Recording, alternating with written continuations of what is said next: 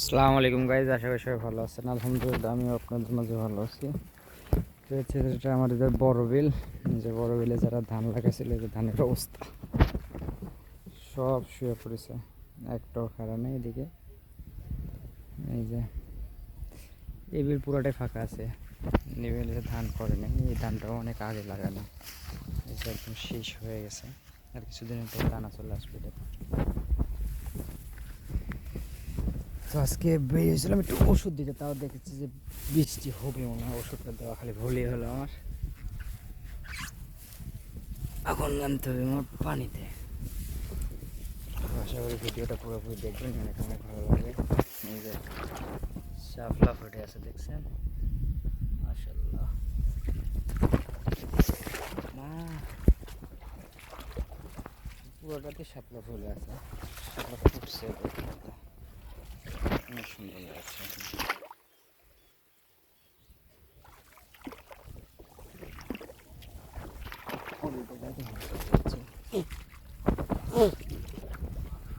যে পুরো বিলের অবস্থা, ভুট্টা লাগানোর পর পানি চলে আসার কারণে, বর্ষা আসার কারণে কি ধান লাগাতে পারে না বলে। তারপর ওর ভিতরে যারা যারা লাগাছিল, ওই যে তাদের অবস্থা এরকম। এগুলা পুরোটাই একদম পানির তলে ছিল, এগুলো পুরোটাই। জাল পাতেছে কে যেন, মাছ বাঁধছে কেটা।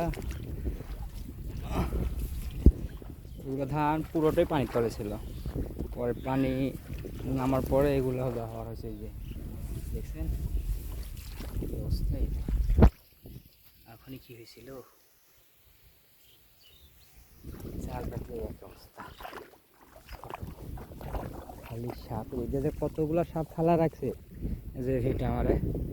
এরা তো ধান লাগাতে চাইছিলাম, কিন্তু যে বর্ষা আগে আসার কারণে ধান লাগাতে পারিনি। পানি নেওয়ার পর পরে ভিটাতে ওষুধ দিতে হবে। ঘাস হয়েছে অনেক, এই যে জঙ্গল হয়ে আছে রে। আমাদের জমি তো শাপলা ফুল ফুটছে।